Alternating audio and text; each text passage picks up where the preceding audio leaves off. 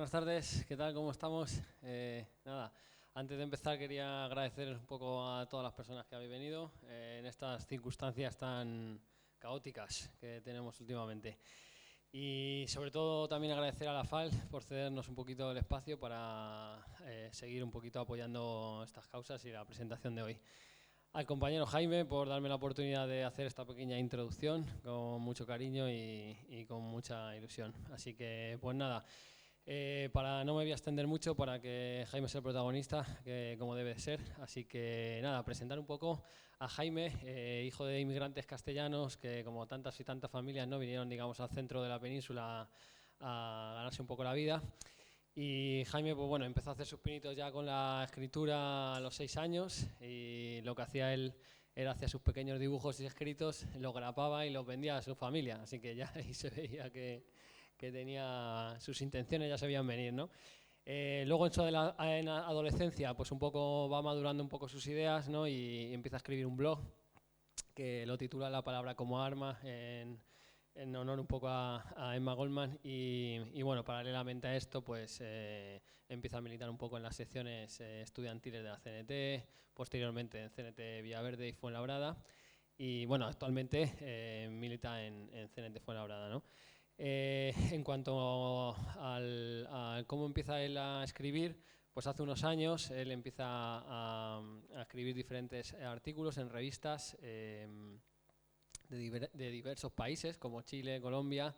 Tiene un enlace bastante cercano y estrecho, sobre todo con Chile, que él comentará un poquito algo relacionado con Chile también en la edición de este libro. Y bueno, actualmente colabora con la revista Errante, ¿vale? Y bueno, ya de forma más habitual. Reciente también colaboración con una revista alemana, Der Solitaire, donde hace alguna publicación ahí en Alemania también. Más actualmente también está participando como redactor y miembro del grupo editor junto a otros compas en CNT Fuenlabrada, creando, digamos, Fuenlabrada Libertaria, que es el fanzine, el vocero oficial en nuestro sindicato CNT Fuenlabrada. Y nada, recientemente yo creo que sí que cabe destacar un poco la forma también junto a otros compañeros y compañeras, la Biblioteca Libertaria Jesús Lizano, de la cual, pues bueno, desde nuestro sindicato estamos muy orgullosos y orgullosas. Y bueno, en cuanto al libro, a la presentación del libro, pues podemos decir un poco que es un ensayo político donde, no sé si habéis leído el libro, pero no hay una relación directa, digamos, entre los capítulos, pero sí que es verdad que tenemos ahí un hilo conductor de corte libertario, anarquista, nihilista. Y bueno, estamos ante una recopilación de artículos que sí que están distanciados en el tiempo, a lo largo de su vida, pero que digamos que los agrupa de esta forma novedosa, en el sentido de que para el lector más experimentado quizás no sea tan novedoso, digamos, la forma que tiene él de abordar los capítulos, pero por mi parte, por ejemplo, que no soy un lector tan experimentado ni tan profundo, sí que me parece, por ejemplo, que invitan continuamente cada capítulo a una reflexión bastante profunda, ¿no? Quizás, y solo quizás, bajo mi punto de vista, podríamos resumir el libro, ¿no? en palabras del propio autor, como una crítica destructiva donde arrasamos con todo y solamente nos quedaremos con lo que sobreviva a esa crítica, ¿no?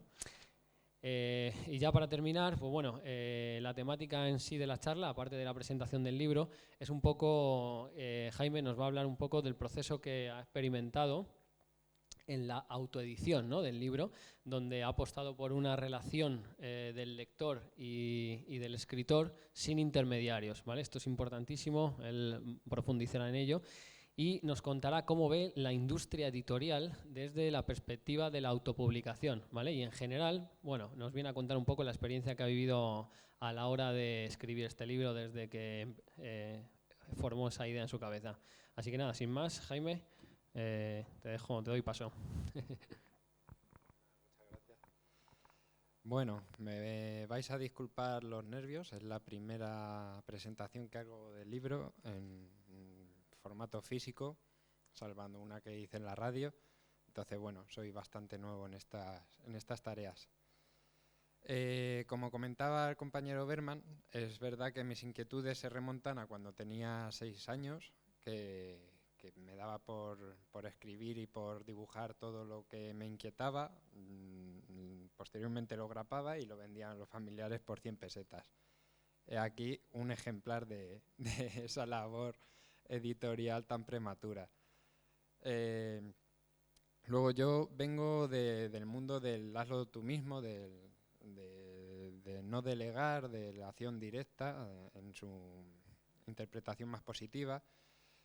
En mi juventud pues estaba en un grupo de música en el que nosotros mismos organizábamos los conciertos, nosotros mismos nos grabábamos y decidíamos qué pasos queríamos dar y cómo queríamos hacer las cosas. Entonces yo cuando me planteo reunir todos estos artículos y bajo un libro es cuando me pregunto qué otras formas hay de escribir un libro que no sea desde la primera persona, desde el no delegar la labor editorial en otras personas, y cuando entiendo que tiene que ser de una autoedición porque, pues bueno, por diferentes amistades y contactos me informo de cómo es el proceso editorial y bueno, pues llega a mí la información de que se basa en que un autor hace un manuscrito en bruto, lo lleva a una editorial y espera varios meses a que se lo lean y les dé un veredicto y a través de un contrato cede los derechos de producción de su obra y espera que sea editado y a vivir un poco de esas rentas, ¿no? A vivir, entiéndeme que no hay muchos escritores que vivan de ello a día de hoy. Junto a ese proceso editorial veo que hay tres pilares bases, ¿no? Que podría ser el autor, la editorial y la distribuidora. Luego hay un cuarto que sería el representante del autor, pero bueno, ese no vamos a hablar mucho, si es que lo hacemos. Y veo que hay una repartición del valor, del precio del valor de cada libro en función al protagonismo que ha tenido, y es cuando veo y entiendo que podríamos estar hablando de una fase muy avanzada de la muerte de la literatura y estaríamos siendo sinceros cuando hablamos de la industria editorial como generadora de hegemonía cultural, más que aquella imagen que tenemos idealizada del autor como un ser de luz que crea un valor cultural y lo transfiere de forma directa al lector. La repartición que se hace cuando tú firmas un contrato editorial es de la siguiente forma: entre un 5 y un 12% del precio del libro va para el autor. Un 12 estamos hablando de grandes autores, llámese pues un Vargas Llosa, un Pérez Reverte. Aquí en estos casos un amateur como yo sería casi la voluntad. La editorial se lleva entre un 30 y un 40% del precio del valor del precio, y la distribuidora entre un 45 y un 70%. Creo que todo el mundo reconoce esta realidad, pero todos nos sentimos un poco decepcionados, ¿no? De decir que los agentes que no generan un valor cultural son los que más parte del beneficio se llevan, y a su vez son los que imponen qué es lo que llega al lector, cómo llega al lector y qué presencia tiene en las librerías. Es por eso que yo decido por la autopublicación. Yo lo único que he hecho ha sido delegar ciertos procesos de la labor editorial en unas personas que saben más que yo, como ha podido ser el diseño gráfico o la maquetación del texto, pero en mi caso he estado presente en toda la toma de decisiones que ha habido a la hora de decidir pues, qué portada se hacía, qué mensaje se iba a dar en el libro o en la parte de distribución, por qué me he puesto o autoimpuesto el corte de que el libro solo sea vendido en librerías asociativas o cooperativas, dejando un poco de lado a las distribuidoras, ya que precisamente muchas editoriales, como el Grupo Planeta, cuentan con su propia distribuidora, y estaríamos hablando que en esos casos llegan a llevarse entre un 80 y un 95% del precio del libro.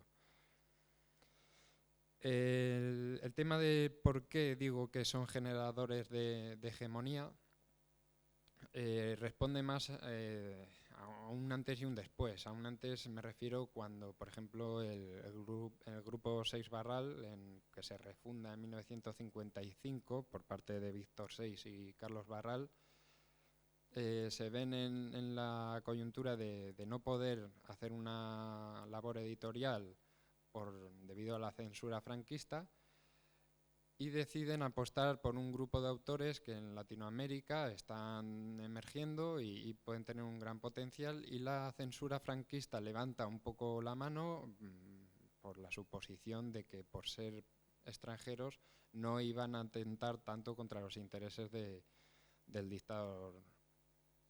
Y es así como pueden emerger futuros noveles de literatura, como por la decisión de editores de aquí de España. Actualmente, el 92% de la producción editorial de Latinoamérica se hace con editoriales españolas, siendo su epicentro Barcelona. ¿Por qué son monopolios creadores de hegemonía? Por una serie de datos que creo que el mayor oligopolio que lo personifica es el Grupo Planeta, y es un grupo que tiene presencia en 25 países, es un complejo de más de 100 empresas, tiene 67 editoriales a su servicio, y tiene una participación predominante en los grupos de A3 Media Corporación, Radio Cero y el periódico La Razón. Y como decía antes, encima cuenta con una distribuidora propia que es un poco la que impone dónde y qué libros se van a vender. Encima, este grupo es el que otorga el premio Planeta. Es un premio que está valorado en 600.000 euros y para nada intentan realmente cobrar ese premio. No se venden a día de hoy tantos libros como para superarlo, sino que la intención que tiene este premio es, al fin y al cabo, una campaña de marketing brutal, en el que encima, si controlas todos aquellos medios de comunicación, de televisión y prensa, lo que estás haciendo es copar el mercado de la literatura y de las librerías y editorial. Y es un poco pues el problema que yo vi a la hora de decir, bueno, ¿qué hago? ¿Autoedito o apuesto por la delegación en una editorial? Luego el libro podéis ver que está en Creative Commons. Luego, lo digo porque el tema de las licencias de autor y los derechos de producción también es un mundo aparte. Nos enfrentamos a la disyuntiva del copyright, el copyleft o el Creative Commons como las licencias más comunes. Yo aposté por el Creative Commons y con el objetivo de intentar puentear a las distribuidoras de libros. Las distribuidoras de libros lo que hacen es que al fin y al cabo deciden por el autor en qué librería se van a vender, y cuando tú tienes esa autonomía de decidir se lo voy a ceder a tantas editoriales como yo quiera, lo que estás haciendo es que esas editoriales te funcionan o te sirvan como propias distribuidoras. Es el caso del hecho de que haya decidido que se edite en Chile, que se edite en Costa Rica. Yo lo que he hecho ha sido cederles los derechos de producción, no pido dinero a cambio, entonces he conseguido, gracias a esa decisión, que en Chile sea editado, con la única requerimiento por mi parte de que se cubran los gastos de la edición, que haya cierta compensación de esa inversión para la editorial y que sirva para seguir editando a otros autores y otros libros. Y en un tercer caso, que vaya para presos de la revuelta social, ya que allí en Chile está habiendo mucha conflictividad contra el gobierno y están cayendo bastantes compañeros. En el caso de Costa Rica es un poco más especial incluso, porque los beneficios de la edición, estamos hablando de ediciones benéficas, van a ir para un centro contra la militarización que se llama Centro por la Paz, Centro de Amigos por la Paz. Y digo que es especial porque precisamente uno de los capítulos del libro te habla sobre la diversidad de estrategias y es un poco una apología, una defensa de lo políticamente incorrecto, ¿no? Que es la defensa de los usos que el poder ha catalogado como violentos, cuando precisamente creo que es entender la lucha como una serie de fases en las que la no violencia tiene su papel y su protagonismo, pero es transitoria. A medida que la contradicción entre las clases sociales se agudiza, el nivel de violencia pues va en aumento y su fase final es inherentemente violenta, ya que estructuralmente la violencia es algo común e impuesto a la clase trabajadora. Y yo a lo que voy es que intento que el tema de la violencia en el capítulo sobre la diversidad de estrategias no se tome siempre desde el campo de batalla enemigo o desde un papel defensivo, sino como una toma de iniciativa o como una estrategia tan válida como cuantas otras. Ya precisamente ese capítulo le inicio con una cita de Ulrike Meinhof, que fue una de las que teorizó más sobre la violencia revolucionaria y dijo que no veríais cómo temblarían los ricos si llevásemos la violencia a la puerta de sus casas. Entonces esa reflexión me abrió para mí un paradigma bastante interesante.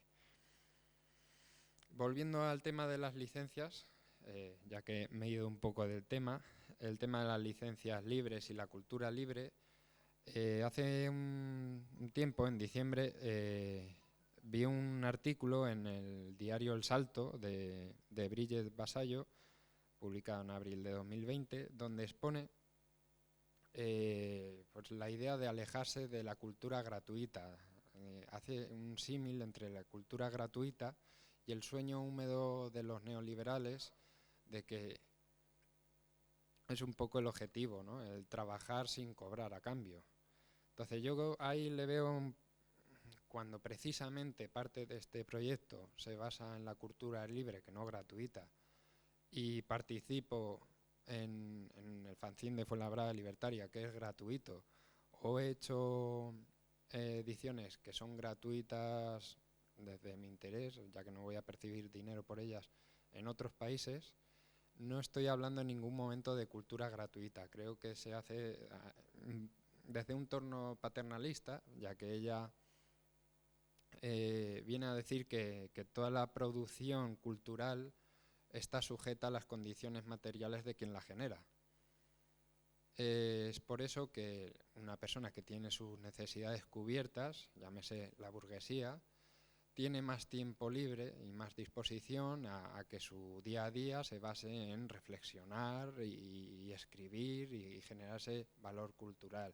En cambio, la clase trabajadora, debido a su extenuante jornada laboral, pues llega a casa pues poco menos que para dormir y volver al trabajo al día siguiente. Entonces, creo que es una reflexión sesgada por esa mala interpretación de que el trabajador es un ser embrutecido por el mundo laboral. Yo creo que es un desconocimiento de la cultura libre, esa cultura que se pacta en asamblea, que se decide fuera del horario laboral y cuya intención tiene una transformación social, como pueden ser los fanzines que editamos en el sindicato o el hecho de donar una edición a los presos políticos.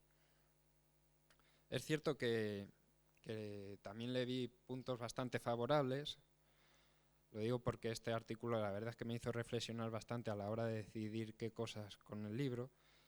Y bueno, es que vi que ciertos compañeros que habían escrito libros y habían fichado por editoriales comerciales, hacían públicos, hacían gratuitos, partes del libro o capítulos enteros. Ahí lo que estamos viendo es que al fin y al cabo el autor lo hace para vender más libros o para incentivar al lector a comprar su libro, pero lo que está haciendo es una publicidad gratuita a la editorial. que en ese caso no le lleva ningún gasto a su inversión y sí al cobro de más ejemplares vendidos. Y otra parte que estaba de acuerdo con la autora era en hacer del libro un fetiche mercantil, como son esos libros que son regalados cuando, por ejemplo, pues compras un periódico. Hay muchos, yo me acuerdo de esa saga de libros de pensamiento crítico que se regalaba con el diario El Público.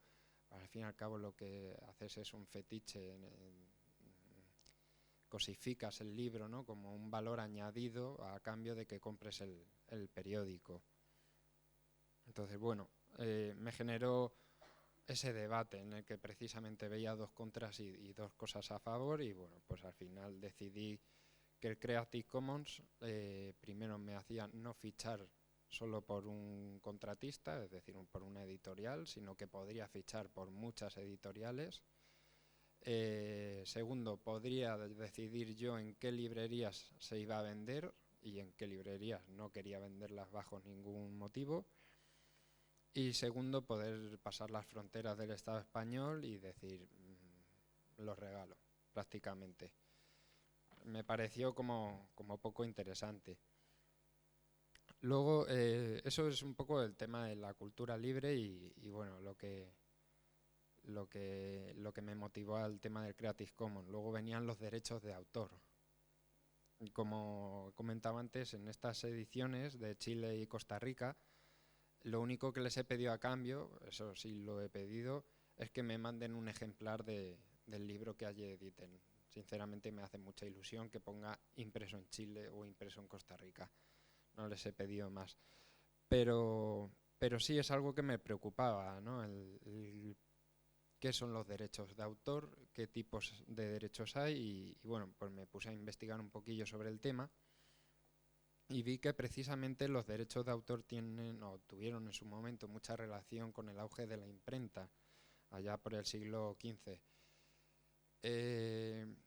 ¿Cuál es el problema que seguía habiendo en este asunto? Pues que todas las normativas, los dispositivos normativos que se hicieron en torno a los derechos de autor precisamente no eran para proteger al autor, sino para proteger a las librerías y a las imprentas de la piratería o de las copias.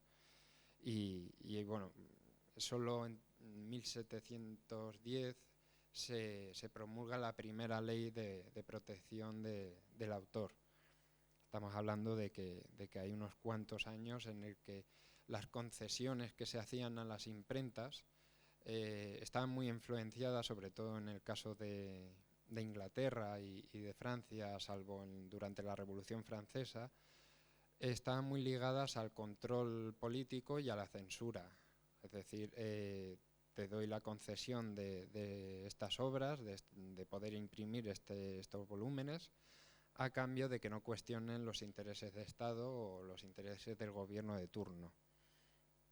Irrisoriamente, el país que ha asentado escuela de la economía liberal, como es Estados Unidos, fue de los pocos gobiernos, de los pocos estados, que impuso un máximo a la hora de cobrar a la hora de imponer un precio de un libro, un maxi precio, podemos decir. Hubo una intervención estatal a la hora de regular el mercado en el país del liberalismo, vuelvo a repetir. ¿Qué podemos esperar? Dejo a la imaginación qué pasaría si eso se hace a día de hoy en la España social comunista, como dicen ciertos sectores, ¿no?, tan rancios y que nos llevan al pasado, ¿no? Pues poco menos que dictadores, intervencionistas, rojos, etcétera. El tema de los derechos de autor supone muchísimo beneficio, sobre todo, podemos partir incluso de la idea de que en los 90 en Estados Unidos supuso el 30% de las exportaciones. Estamos hablando de que los derechos de autor tienen una naturaleza muy parecida a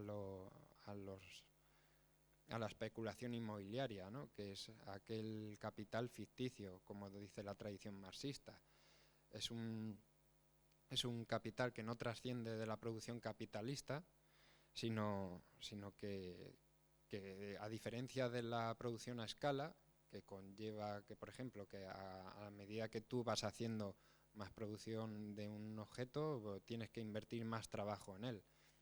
El tema de los copyright, de los derechos de autor, no es así. Al ser algo intangible, al ser algo inmaterial, es como tener una máquina de dinero en tu casa, ¿no? Por el hecho de que suene una canción en una radio, el autor de esa canción no se tiene que poner a trabajar, sino que simplemente pasa la factura final de mes sin haber añadido un trabajo extra a lo que ya venía haciendo.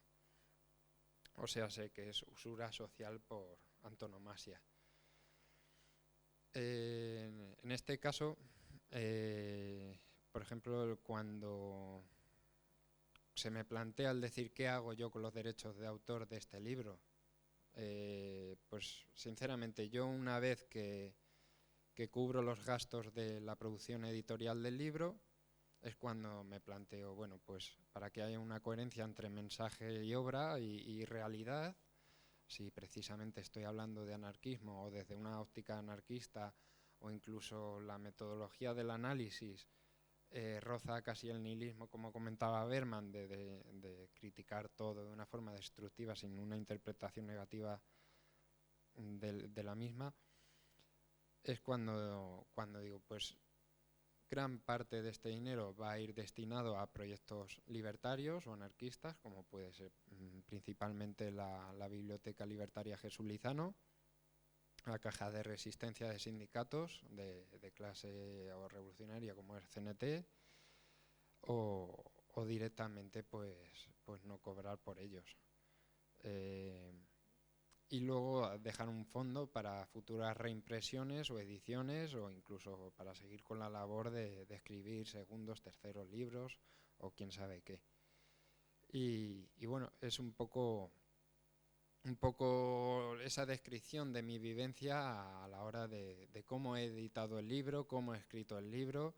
Ha sido una labor de 2 años en los que yo he publicado esos artículos, como comentaba Berman, en revistas de Chile, de Colombia, de Alemania, y que me daba pena de que el lector no tuviese acceso a una lectura lineal de todos esos artículos, porque o bien uno leía solo lo de Colombia, uno leía solo lo de Chile.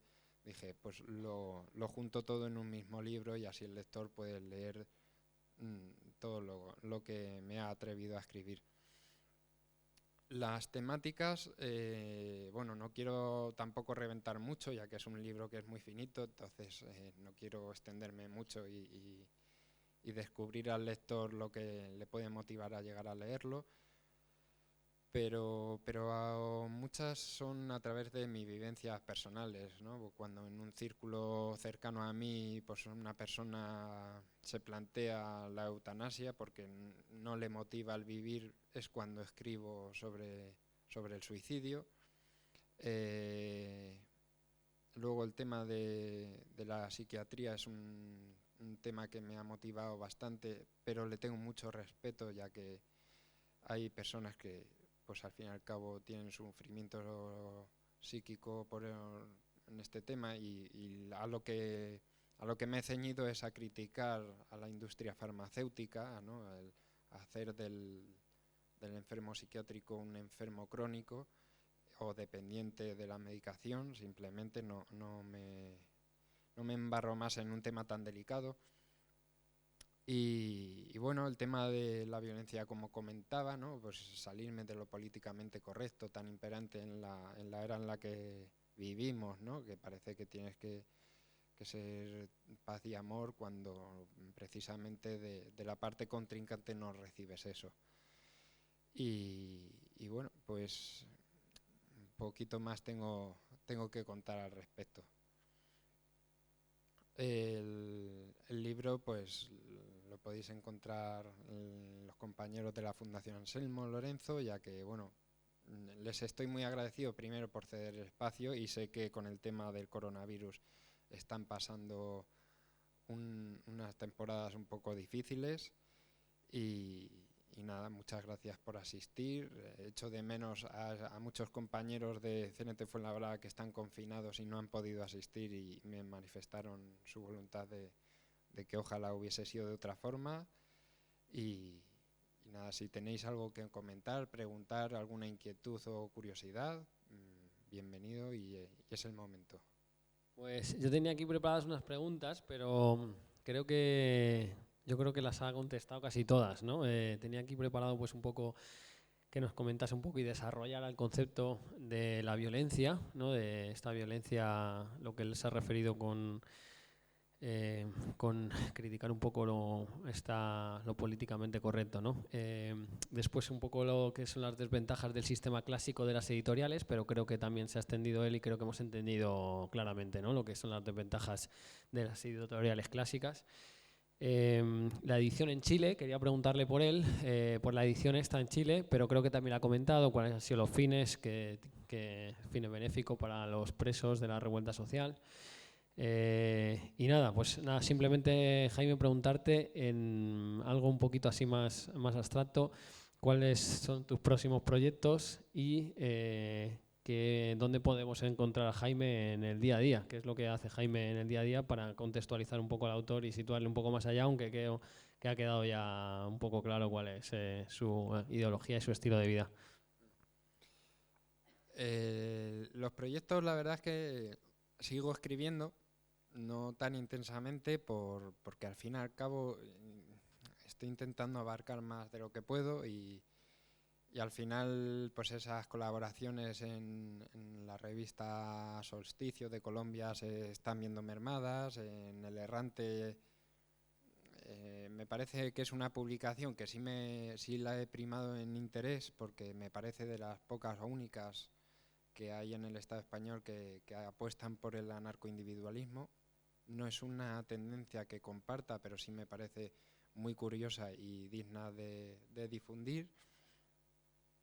Y sobre todo estamos haciendo mucho empeño, y hablo en plural porque es gracias a la ayuda de muchos compañeros y compañeras, el tema de seguir en el frente de la lucha cultural, de la contrahegemonía, a través de la Biblioteca Libertaria Jesús Lizano. Es ahí cuando vamos a abrir un club de lectura, que creo que es una labor que se dejó de lado en los sindicatos, que era la labor de instrucción, de formación, de desarrollo individual de las personas, y que deberíamos retomar, y creo que vamos a apostar fuerte por esa línea de trabajo. Luego el tema del fanzine me parece un proyecto bastante que va potente a corto plazo, porque cada 2 meses sale de forma puntual, pero que a largo plazo puede ser bastante interesante. No se descarta incluso que el día de mañana todo que sea como Abrazando la Nada, ¿no? Que todos esos artículos sean editados en formato de libro.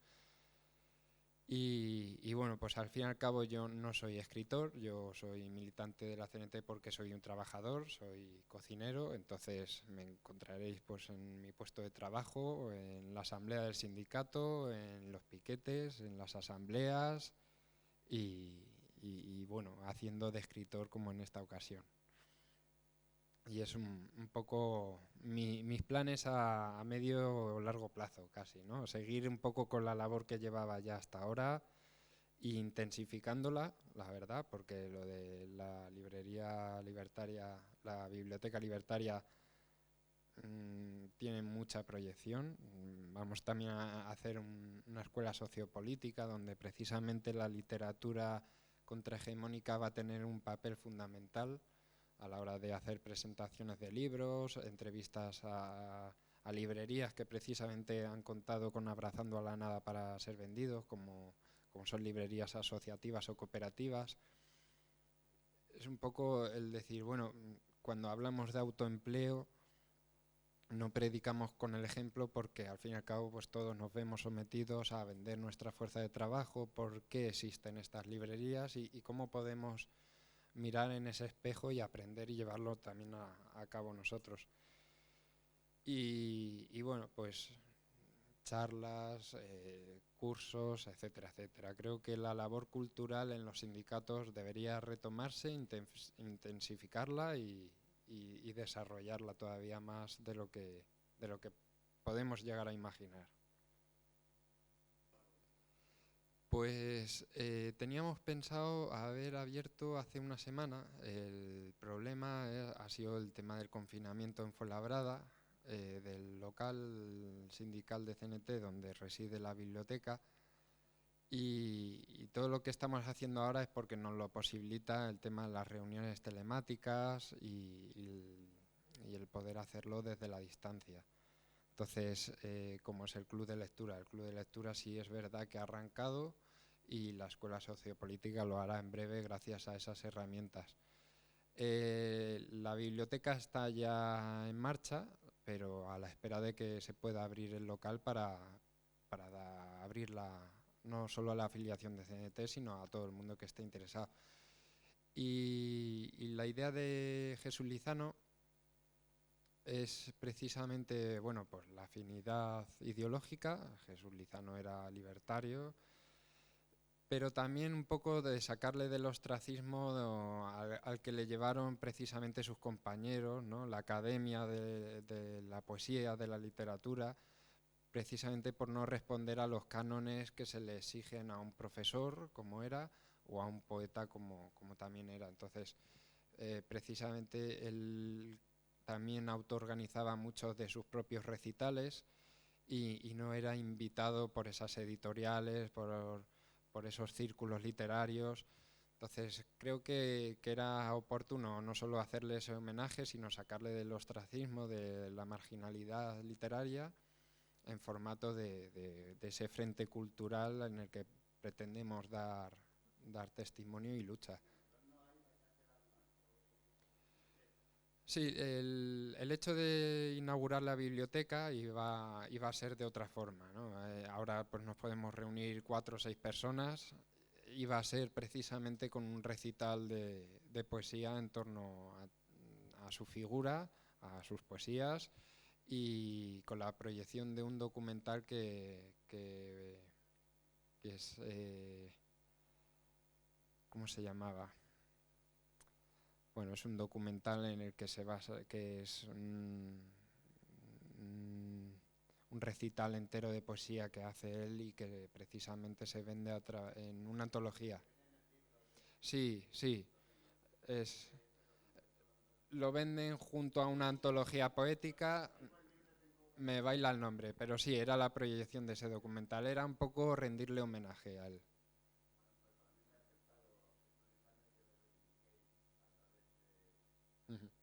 Me alegro. Yo la verdad es que con tema de Jesús Lizano me siento muy identificado precisamente por eso. Yo lógicamente no ostento a día de hoy ni siquiera el ostracismo, porque nadie me relega a él porque no soy conocido como lo era Jesús Lizano. No, tampoco esa es la pretensión. Pero sí el hecho de decir, bueno, pues me relegáis por no pertenecer al mundo de la academia. Uh-huh.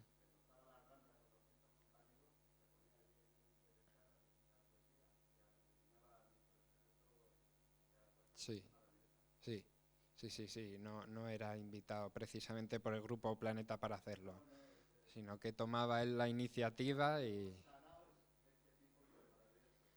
Entonces, precisamente es un poco como también el libro de decir, bueno, pues hacerlo, yo lo he llamado, él también era bastante inventivo a la hora de decir, a poner nombres a las cosas, pues yo lo he llamado acción directa literaria, ¿no? Que no haya intermediarios entre el autor y el lector, sino que la obra circule de una forma directa y todo lo que conlleva un libro, todo lo que conlleva una acción literaria, etcétera, etcétera. David.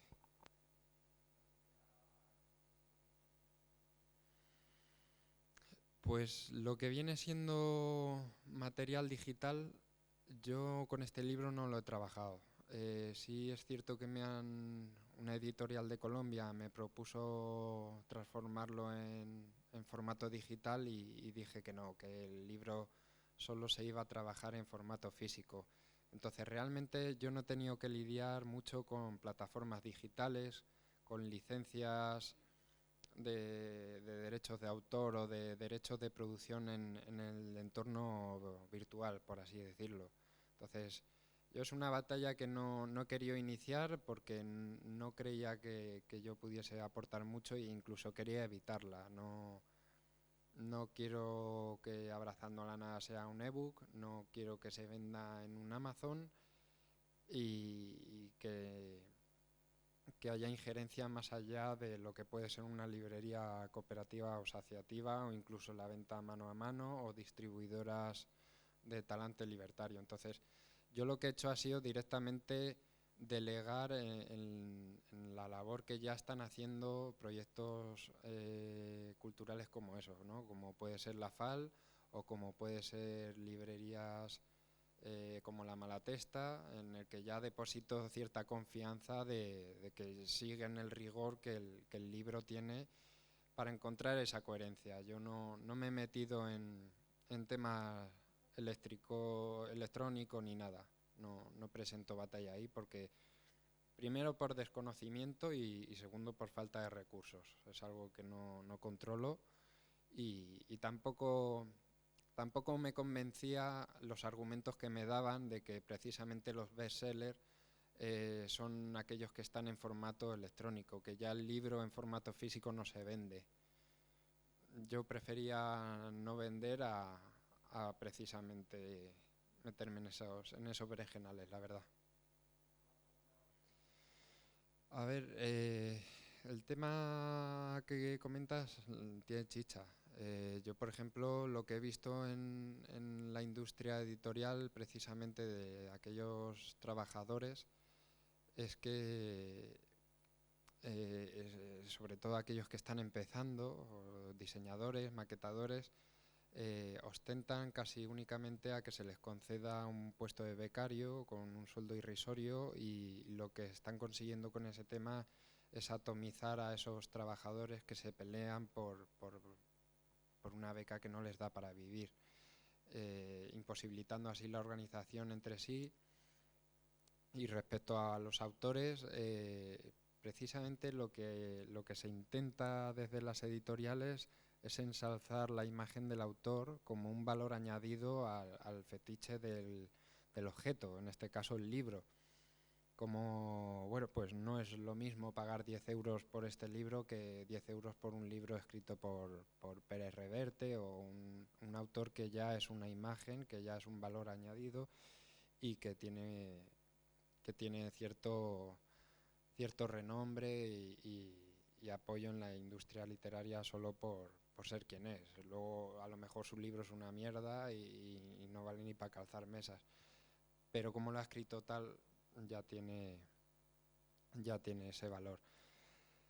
El tema de la organización sindical en el mundo editorial la desconozco porque yo soy el primero que ha intentado rehuir de ese mundo, entonces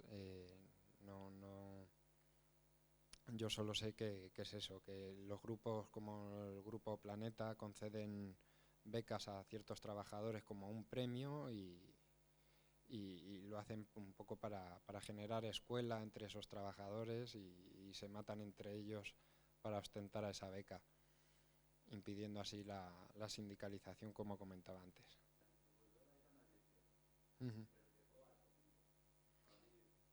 Sí, a ver. No, y súper válida, importante y la verdad es que aporta. El tema es eso, el riesgo que hay siempre de hipotecar el mensaje que quieres dar a qué medios estás usando para llegar a la gente. El tema que veo yo en el mercado es que consigue canalizar las voces disidentes o contrahegemónicas precisamente por el tema de la diversidad, ¿no? Hay un libro bastante bueno que hace crítica a ello y es que incluso lo que le viene en contra sabe canalizarlo como diciendo, bueno, también vamos a reservar parte de esta producción literaria porque hay un comprador.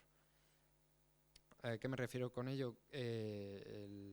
ejemplo, cuando un Corte Inglés, un Carrefour incluso, que vende libros,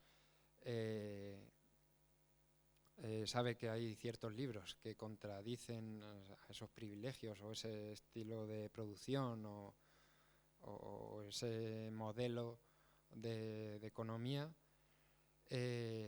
ha sabido cómo canalizarlo, ha sabido fagotizar ese mensaje entre todos los libros que venden y bueno, pues decir, a lo mejor alguien lo compra, pero no deja de ser dinero para mí.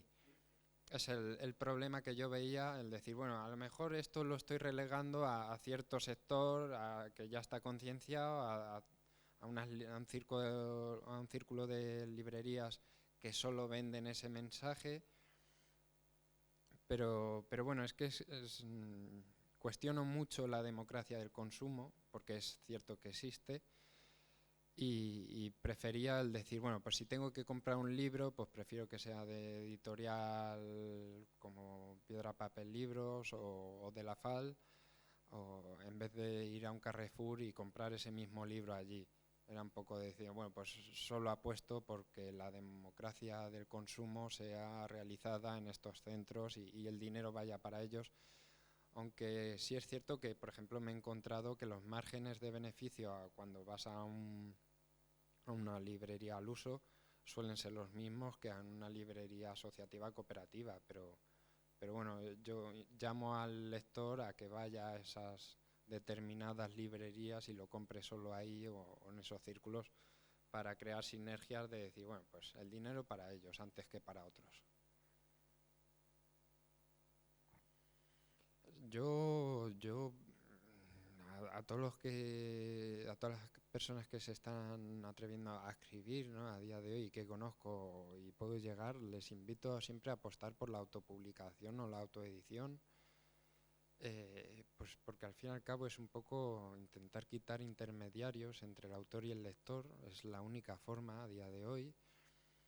Yo no quiero con esto dejar de lado a aquellas editoriales independientes o aquellas editoriales cuyo trabajo pues es ofertar una serie de valor cultural contrahegemónico, ni mucho menos. Incluso el día de mañana, porque no podría llegar a apostar por ese camino. Pero el único movimiento que es capaz de cambiar la matriz y el paradigma del mundo de la industria literaria, para mí es la autopublicación, ¿no? Delego lo mínimo posible del hecho de hacer un libro, ¿no? Por ejemplo, la maquetación para mí era un mundo que me superaba, el diseño gráfico yo no sé, entonces fue un poco lo único que subcontraté.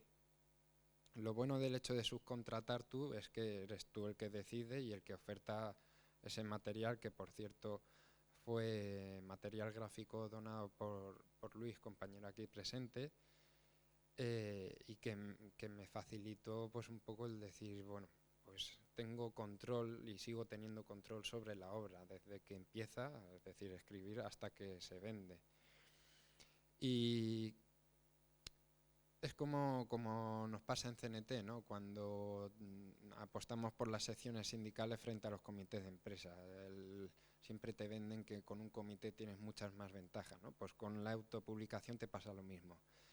Es cierto que es mucho más cómodo y es mucho más eficiente y el hecho de delegar en una editorial tu manuscrito y esperar 3 o 4 meses a que sea publicado y a empezar a poner en el bolsillo a decir, bueno, pues he vendido tantos libros a tanto porcentaje, pues eso es lo que cobro, ¿no? Pero ¿cuál es el problema? Pues que cuando el escritor deja de escribir es cuando ahí termina su labor. Y yo creo que es un movimiento, ¿no?, el de la autopublicación, que se da mucho en Sudamérica y que aquí en España está naciendo o no tiene todavía mucha fuerza, pero creo que dentro de unos años vamos a estar hablando de otras cosas cuando hablamos de autopublicación, cuando hablamos de autoedición, y que creo que podemos puentear muchos oligopolios empresariales y muchos intereses ajenos al hecho de crear valor cultural y simplemente invertir dinero en. Entonces, mi propuesta de aquí en adelante será la autopublicación, siempre. Es a lo que yo llamo, como decía antes, acción directa literaria, del autor al lector. Y bueno, nada, no sé si para terminar o no, si alguien quiere decir algo más. Sí. Yo, como comentabas al principio, ¿no? Nos conocemos desde hace muchísimos años. Yo empecé muy jovencito y yo tengo un recuerdo muy grato de las reuniones que hacíais en la FAI para empaquetar el Tierra y Libertad, y yo estaba ahí presente escuchando a Alfredo y escuchándote a ti, aprendiendo y abriéndose un mundo para mí bueno, que creo que intento devolver el favor, ¿no? Y dice, bueno, pues me enseñaron tanto que ahora intento dar ejemplo, ¿no? De decir, bueno, desde la humildad. Es cierto que yo, por ejemplo, sé que hay muchas editoriales que son muy interesantes, como nombraba la propia FAL, a Piedra, Papel, Libros, a Calumnia. Hay muchas muy interesantes, pero es cierto que cuando me planteo escribir el libro, desecho tener que esperar a mandar el manuscrito a esas editoriales y esperar pues que les encaje en sus tiempos, que les encaje en su perspectiva de negocio con un ratio de beneficios menor, porque al fin y al cabo lo que no quieres es que te editen a costa de arruinarles, simplemente, y tomo la iniciativa del ahora y del ya, y de decir, bueno, pues si se puede sacar un libro sin contar con nadie más que el autor y 3 o 4 ayudas con las que he contado, fundamentales para materializarlo, fue lo que me llevó a decir, pues acción directa, ¿no? Es lo que llevo haciendo desde mi juventud, en el sindicato, y a escribir un libro. Era como una trayectoria, ¿no? Que no quería abandonar y que, bueno, la verdad es que es eso, yo he podido hacer hasta los trámites legales, ¿no? Que es algo engorroso y que no te autorrealizas, pero que una vez que terminas dices, bueno, pues mira, el compañero de Creiva, José Luis, que fue el que se ha encargado del tema de la maquetación, fue el que me enseñó, ¿no? Pues a día de hoy ya sé hacerlo. Para próximas creo que puedo aportar en ese sentido, ¿no? O sea, ha sido un viaje sobre todo de aprendizaje, ¿no? El tema de la autopublicación, de crecimiento y de desarrollo, incluso también a la hora de escribir, ¿no? El enfoque que se le iba a dar a determinado párrafo, ¿no? Escuchar opiniones que te echaban para atrás el enfoque, no el mensaje, ¿no? Que es un poco también lo que he visto en compañeros cuando se veían que desde sus editoriales le echaban para atrás el mensaje y no el párrafo, que era lo que les dolía, lo que les sangraba, el decir, es que esto no lo puedes decir porque no lo vamos a vender, o esto no lo digas porque nos jugamos en ello mucho.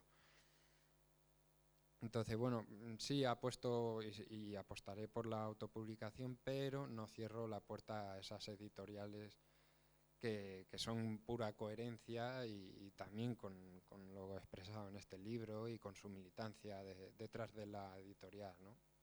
Y vuelvo a nombrar esos ejemplos, esas pequeñas editoriales de la contrahegemonía. Compañero Luis.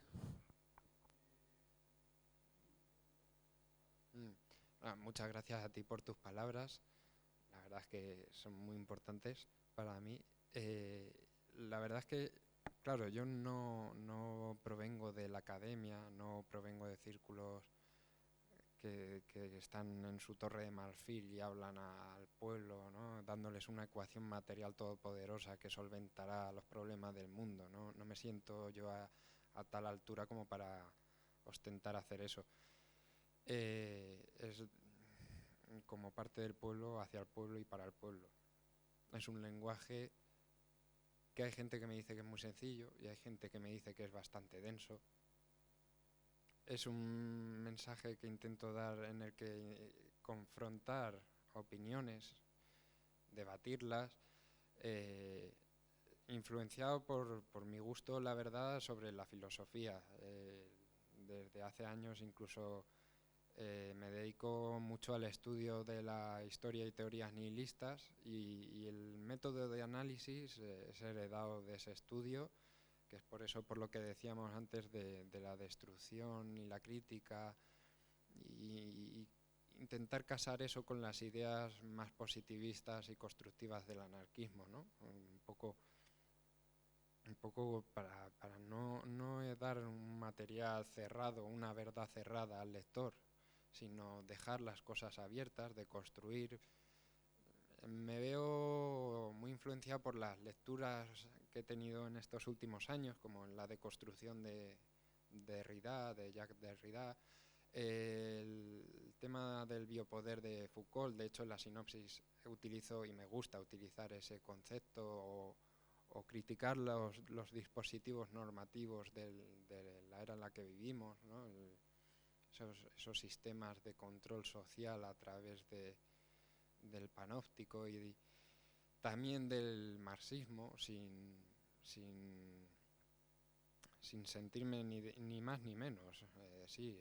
Practico la militancia anarquista, pero estos libros están influenciados por la teoría marxista, como lo está y lo estuvo y lo estará el sindicalismo revolucionario. Pero lógicamente mi tradición es la filosofía anarquista y también podéis ver muchísimas referencias a filósofos y revolucionarios anarquistas en el libro.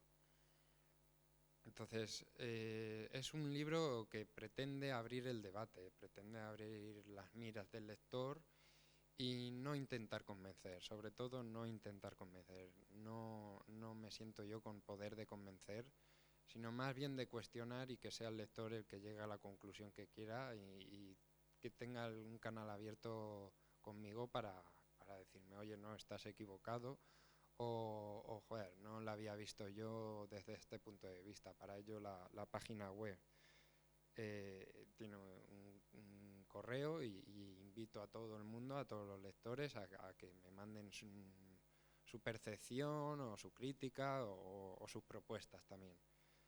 Es el objetivo y fin último del libro, abrir realidades, más que cerrar verdades, la verdad. Respecto a lo que comentaba Jaime, en la página web es abrazando la nada. Exacto. Abrazandolanada.wordpress, ¿sí? Para la gente que nos esté viendo luego en el vídeo grabado, ¿vale? Abrazandolanada.wordpress.